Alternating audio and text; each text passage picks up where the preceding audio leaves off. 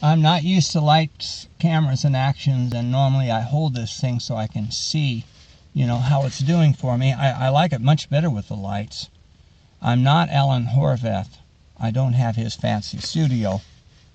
But I did do a test one called Post-Caucus Night, and it didn't work too bad. I'm reading from a very interesting study found on my blog. That's Benora's authorized version of 1611. This particular study, taken from the scriptures, is referred to as Forsake not Assembly. I composed it.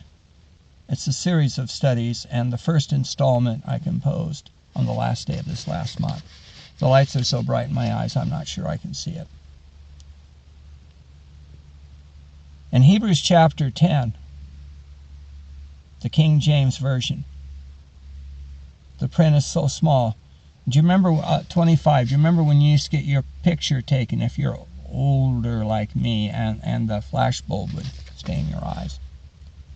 Not forsaking the assembling of ourselves together as the manner of some is, but exhorting one another, and so much more as you see the day approaching. This is a popular hot-button issue at present for both churchgoers and non-churchgoers alike. Those who do to conscience sake choose not to attend an unlawful assembly, an assembly that dissimulates false doctrine and false ideas,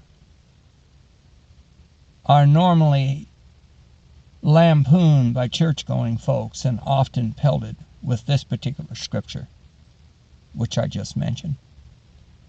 The presumption seems to be that church attendance is as mandatory as a keeping of the Ten Commandments should be,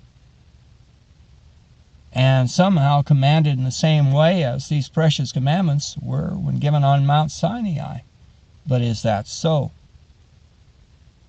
I find that Scripture speaks for itself. For example, when examining the entire verse in context, for clues to know how to obey. First of all, the book of Hebrews is written to Hebrews. This should seem apparent even on face value. What may not seem so apparent is that today's modern church system seems as far off from being Hebrew, at least the ones clinging to the Christian circle model, as far off can be, when examined honestly from all the clues we discover about these early Hebrew believers. It's safe to say they perhaps spoke Hebrew, came from a Hebrew culture of origin, were familiar with the Torah, and thought in Hebrew terms, or perhaps, as noted elsewhere, were of a Middle Eastern mindset and understanding. 20 centuries removed from us, which does not even begin to jive or match with the 2,000-year development of Western thinking and Western culture that we all wear today. Okay. This scripture is, this scripture is expressly intended for the audience to which it was written. Then, Hebrew believers. How did they differ from us, who are so ingrained with Western Civ 101? One simple difference I might point out is that today's believer tends to solely identify with the Christian model religion or faith. Translated, most Christian identifying folks seem content flocking to a building which identifies itself as the church, wherein, as first century Hebrew believers in the Mashiach, were much more orientated and versed with temple worship, temple gatherings, and I do mean a physical structure, appointed times and so forth, than do modern believers today. The temple is not even any longer around. A small portion of believers today are increasingly becoming more and more interested in learning about their Hebrew roots, which on face value is good.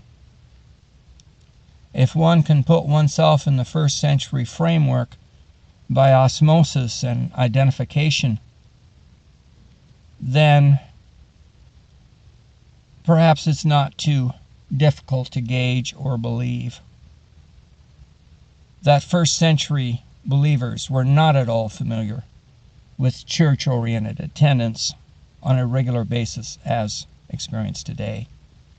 No, they gathered in small groups, always in the Master's name only, without ceremony. And at no time did it center around a building. Outside of these Hebrew people, attending the recognized Mosaic-centered temple of ritualistic worship, which even then many primitive believers began to wean themselves from. Not all, but a significant number of them were in that transition. So I think the assembling spoken of here in Hebrews is clearly messianic in content from the context, from the implication of it all. It was probably much more relaxed than what we experience, much more of an informal gathering where believers were free to rub shoulders with one another and exhort one another because they truly believed the day was upon them. What day? Well, the day of Yahweh, as spoken of by the ancient prophets. In fact, the first sermon ever delivered and recorded after the resurrection cited Joel's envisioned outpouring of the Spirit and mentioning of this very day. And the fulfillment of that scripture about the outpouring of the Spirit was evidenced before their very eyes. In fact, one might say this was perhaps the first spirited gathering of believers reported, and it is so in Acts chapter 2, where we find them gathered in the house, that's a euphemism for temple, for the Hebrew feast of Shavuos, otherwise known as Pentecost. Of course, centuries later, and long after the formation of Christianity, religious scholars look back to this event and describe it as the birthday of the modern-day church. But I ask, was it? Where was the church building? In fact, does any assembly, which is recorded in the book of Acts, where believers gather together, even began to remotely resemble modern-day assemblies in the least? So let's examine these two scriptures, twins, Acts and Joel, to examine at least the birth of what became known at the time as the Way movement within those circles, which were Messianic believers in the Nazarene, a definite sect of the official Hebrew religion and faith of the time. This Hebrew faith spoken of eventually apostatized from this point and later became what is known today as modern-day Judaism. And the Messianic movement, well, it became loaded down with pagan, heathen, an influx of pagan, heathen, Gentiles into their burgeoning numbers. At one point it was 100% Hebrew. I tell you, with this light in my eye, it's very difficult to see. I'm surprised I don't just grab another flashlight and kind of go at it here. Now, these Gentiles brought their strange customs and beliefs into the movement and eventually eradicated all Hebrew believers found within. And this happened especially once the early apostles, 100% Hebrew, passed off the scene. So once eradicated from the earlier solid movement, This errant movement then strayed, and I call it errant because it entertained errors, as we're going to see, from this idealistic original faith and truth, and apostatized into what later became the church after being merged with Rome, religious Rome state, and it became that institution to which we all are much more familiar with now.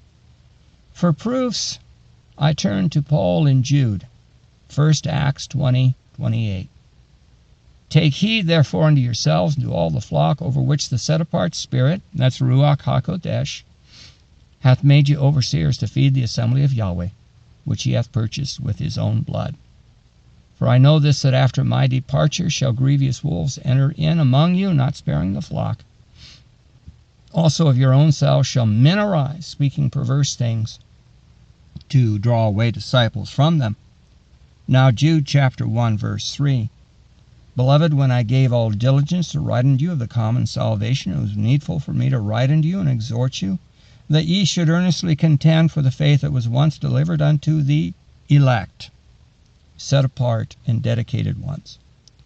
For there are certain men crept in unawares, who were before of old ordained to this condemnation, wicked men, turning the favor of our Elohim into lasciviousness, and denying the only Master Elohim and our Master Yahushua the Messiah. But now we turn back to